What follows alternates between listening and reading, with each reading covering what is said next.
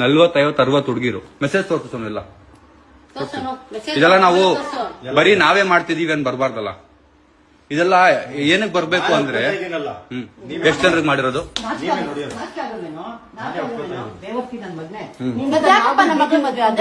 ಏನ್ ಗೊತ್ತಾ, ಇವರು DK ಶಿವಕುಮಾರ್ ಸರ್ ಹತ್ರ ಕೆಲಸ ಮಾಡದಂತೆ. ಅವ್ರಿಗೆ ಧೈರ್ಯ ಏನೇ ಆದ್ರೂ ಅವ್ರು ಇರ್ತಾರೆ, ಪೊಲಿಟಿಷಿಯನ್ ನಾನು ಅನ್ನೋ ಧೈರ್ಯ. ಸುದೀಪ್ ಸರ್ ಜೊತೆ ಇದೀನಿ ಅನ್ನೋ ಧೈರ್ಯ.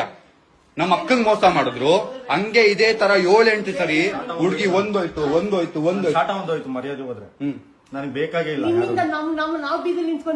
ಏನ್ ಮಾಡಕ್ಕಾಗಲ್ಲ ನೋಡಿ. ಇದು ಹುಡುಗಿ ಮೆಸೇಜ್ಗಳು. ನಮ್ಮ ಹತ್ರ ದುಡ್ಡು ಇಸ್ಕೊಂಡು ನಮ್ಮ ಅಕ್ಕನ ಸಾಲ ಮಾಡಿ ಯಾವ್ದೋ ಹುಡುಗಿಗೆ ಐಫೋನ್ ಕೊಡ್ಸೋದು, ಯಾವ್ದೋ ಹುಡುಗಿಗೆ ಏನೋ ಮಾಡೋದು.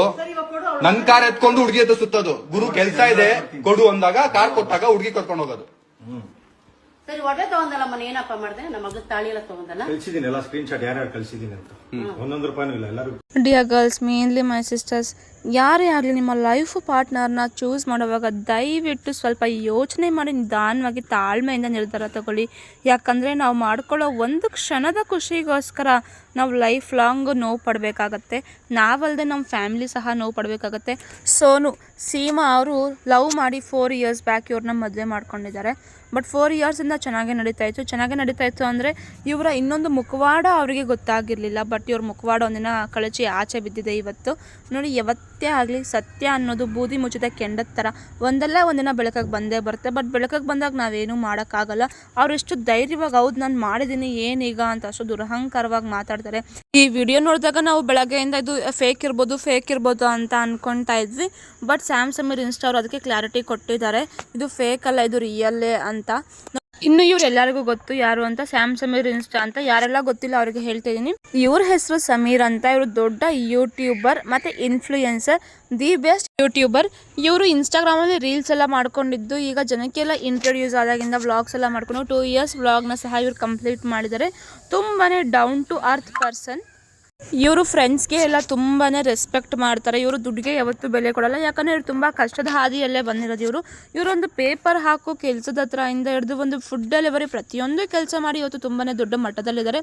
ಹಾಗಂತ ಇವ್ರಿಗೆ ಹೆಲ್ಪ್ ಮಾಡಿರೋ ಫ್ರೆಂಡ್ಸ್ನೇ ಆಗಲಿ ಇವ್ರು ಯಾರನ್ನೂ ಮರೆಯಲ್ಲ. ಇವ್ರ ಫ್ಯಾಮಿಲಿಗೆ ಕೊಡೋ ಇಂಪಾರ್ಟೆನ್ಸ್ ನೋಡಿ ತುಂಬ ಜನಕ್ಕೆ ಇಷ್ಟ ಆಗುತ್ತೆ. ಇವ್ರದ್ದು ಎಷ್ಟು ಚೆನ್ನಾಗಿದೆಯಲ್ವಾ ಫ್ಯಾಮಿಲಿ ಅಂತ. ಯಾರು ಕಣ್ಣು ಬಿತ್ತೋ ಇವ್ರ ಫ್ಯಾಮಿಲಿಗೆ ಈ ಥರ ಆಗಿದೆ.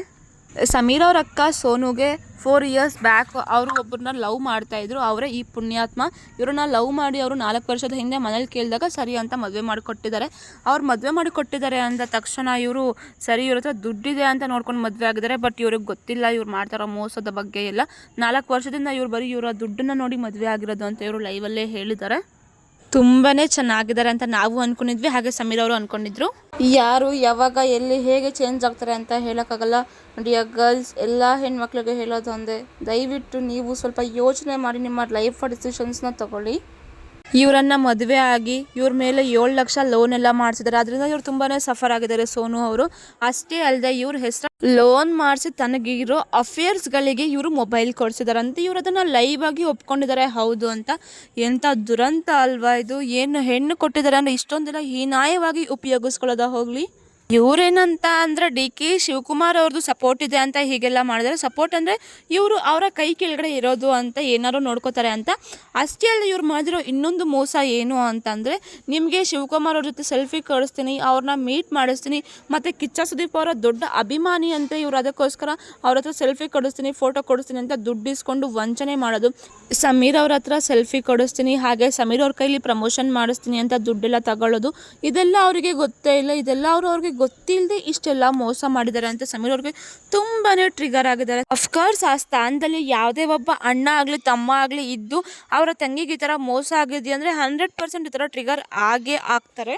ಯಾವುದೇ ಒಬ್ಬ ಅಣ್ಣ ತಮ್ಮ ಅಕ್ಕ ಎಲ್ಲ ಚೆನ್ನಾಗಿರಲಿ ಅಂತಲೇ ಯೋಚನೆ ಮಾಡ್ತಾರೆ. ಯಾವುದೇ ಒಬ್ಬ ತಂದೆ ತಾಯಿ ಚಿಕ್ಕ ವಯಸ್ಸಿಂದ ಚೆನ್ನಾಗಿ ಸಾಕಿ ಒಂದೊಳ್ಳೆ ಗಂಡನಿಗೆ ಕೊಟ್ಟು ಮದುವೆ ಮಾಡಬೇಕು ಅಂತಲೇ ಎಲ್ಲ ತಂದೆ ತಾಯಿ ಕನಸಾಗಿರುತ್ತೆ. But all of a sudden ಈ ಥರ ಆಗಿದೆ ಅಂದರೆ ಯಾರೇ ಆಗಲಿ ಸಹಿಸ್ಕೊಳ್ಳೋ ಶಕ್ತಿ ಅವ್ರಿಗಿರಲ್ಲ. ಅವ್ರು ತುಂಬಾ ಟ್ರಿಗರ್ ಆಗಿ ಲೈವ್ ಬಂದು ಈ ಥರ ಎಲ್ಲ ಹೇಳಿದ್ದಾರೆ. ತುಂಬ ಜನರ ಪ್ರಶ್ನೆ ಏನಂದರೆ, ಇದನ್ನೆಲ್ಲ ಸೋಷಿಯಲ್ ಮೀಡಿಯಲ್ಲಿ ಶೇರ್ ಮಾಡೋ ಅವಶ್ಯಕತೆ ಇತ್ತಾ ಅಂತ ಸಮೀರ್ ಅವರಿಗೆ. ನೋಡಿ, ನಿಮ್ಮ ಮನೇಲೂ ಈ ಥರ ಯಾರಿಗಾದರೂ ಆಗಿದೆ ಅಂದರೆ ನೀವು ಮಾಡದೇ ಇರ್ತೀರ. ಈಗ ಅವರು ಒಂದು ಪೊಲೀಸ್ ಸ್ಟೇಷನ್ಗೆ ಹೋಗಿ ಒಂದು ಕಂಪ್ಲೇಂಟ್ ಮಾಡ್ತಾರೆ ಅಂದರೆ ಏನು ಮಾಡ್ತಾರೆ ಪೊಲೀಸವರು, ಇವರಿಬ್ಬರನ್ನ ದೂರ ಮಾಡ್ತಾರೆ, ಇವ್ರಿಗೆ ಸಾಧ್ಯ ಆಗಲಿಲ್ಲ ಅಂದರೆ ಒಂದು ಡಿವೋರ್ಸ್ ಕೊಡಿಸ್ತಾರೆ ಅಷ್ಟೇ. ಬಟ್ ಜನಗಳಿಗೆ ಇವ್ರು ಮಾಡಿರೋ ಮೋಸ ಅರ್ಥ ಆಗಬೇಕಲ್ವಾ, ಅಷ್ಟನ್ನು ಸ್ವಲ್ಪ ಅರ್ಥ ಮಾಡ್ಕೊಳ್ಳಿ. ಯಾವುದೇ ಒಬ್ಬ ಇನ್ಫ್ಲೂಯೆನ್ಸರ್ ತನ್ನ ಜೀವನದ ಖುಷಿ ಕ್ಷಣಗಳನ್ನ ಅಷ್ಟೇ ಶೇರ್ ಮಾಡ್ಕೊಳ್ಳೋದನ್ನ ಯಾರು ಇನ್ಫ್ಲೂಯೆನ್ಸರ್ ಅಂತ ಅನ್ನಲ್ಲ. ತನ್ನ ಜೀವನದ ಕಷ್ಟಗಳನ್ನ ಸಹ ಅವ್ರು ಶೇರ್ ಮಾಡ್ಕೊಂಡ್ರೆ ಅದಕ್ಕೊಂದು ಅರ್ಥ ಅಂತ ಇರುತ್ತೆ. ಅವ್ರು ಇದನ್ನೆಲ್ಲ ಹೇಳ್ಕೊಂಡಿಲ್ಲ ಅಂದರೆ ನಿಮಗೆಲ್ಲ ಅರ್ಥ ಆಗುತ್ತೆ. ಅವರ ಇನ್ನೊಂದು ಫೇಸ್, ಅವ್ರು ಮಾಡ್ತಿರೋ ಮೋಸದ ಬಗ್ಗೆ ನಿಮಗೆಲ್ಲ ಅರ್ಥ ಆಗುತ್ತೆ ಅಲ್ವಾ. ಸಮೀರ್ ಅವ್ರ ಹತ್ರ ಪ್ರಮೋಷನ್ಸ್ ಮಾಡ್ತೀನಿ ಅಂತೆಲ್ಲ ದುಡ್ಡೆಲ್ಲ ಇಸ್ಕೊಂಡೋದು ನಿಜಾನೇ ಅಂತಂದಮೇಲೆ ಇದರಲ್ಲಿ ಹೇಳ್ಕೊಳ್ಳೋದ್ರಲ್ಲಿ ಏನು ತಪ್ಪಿದೆ. ಇವ್ರು ಇದನ್ನ ಹೇಳ್ಕೊಂಡಿಲ್ಲ ಅಂತ ಅಂದರೆ ಜನಗಳಿಗೀಗ ಇವ್ರ ಮೇಲೆ ಕೆಟ್ಟ ಅಭಿಪ್ರಾಯ ಬರುತ್ತೆ. ನೋಡಿ ಇವರೆಲ್ಲ ದುಡ್ಡೆಲ್ಲ ತೊಗೊಂಡು ಇವ್ರು ಮೋಸ ಮಾಡ್ತಿದ್ದಾರೆ, ಇವ್ರ ಟೀಮೇ ಇಷ್ಟು ಅಂತ ಬರುತ್ತೆ. ಇದು ಹೇಳಿದ್ರಿಂದ ತಾನೇ ನಮಗೆ ಸಮೀರ್ ಏನು ಅಂತ ಅರ್ಥ ಆಗ್ತಿರೋದು. ಮತ್ತು ಇನ್ನು ಸ್ವಲ್ಪ ಜನ ಇದನ್ನೆಲ್ಲ ಬರೀ ವ್ಯೂಸ್ಗೋಸ್ಕರ ಮಾಡ್ತಿದ್ದಾರೆ ಅಂತ ಹೇಳ್ತಿದ್ದಾರೆ. ಯಾರೇ ಆಗಲಿ ಅವ್ರ ಅಕ್ಕನ ಸಂಸಾರ ಈ ಥರ ಹಾಳಾಗಿದೆ ಅಂತ ಯಾರು ಬಂದು ಸೋಷಿಯಲ್ ಮೀಡಿಯಲ್ಲಿ ಈ ಥರ ಹೇಳುವಷ್ಟು ಚೀಪ್ ಯಾರು ಇರೋಲ್ಲ ಅಂತ ನಾನು ಭಾವಿಸ್ತೀನಿ. ಯಾವುದೇ ಒಬ್ಬ ವ್ಯಕ್ತಿ ಲಕ್ಷಗಳನ್ನ ಅವ್ರ ಹೆಂಡತಿ ಹೆಸರಲ್ಲಿ ತಗೊಂಡು ಇನ್ನೊಬ್ಳಿಗೆ ಐಫೋನ್ ಕೊಡಿಸೋ ಅಂಥದ್ದಾದರೆ ಏನಿರುತ್ತೆ ಅಲ್ವಾ. ಈ ಥರ ಒಂದು 6-7 ಅಫೇರ್ಸ್ ಸಹ ಇದೆ ಅಂತ ಇದನ್ನು ಸಹ ಅವರು ಲೈವಲ್ಲಿ ಶೇರ್ ಮಾಡ್ಕೊಂಡಿದ್ದಾರೆ.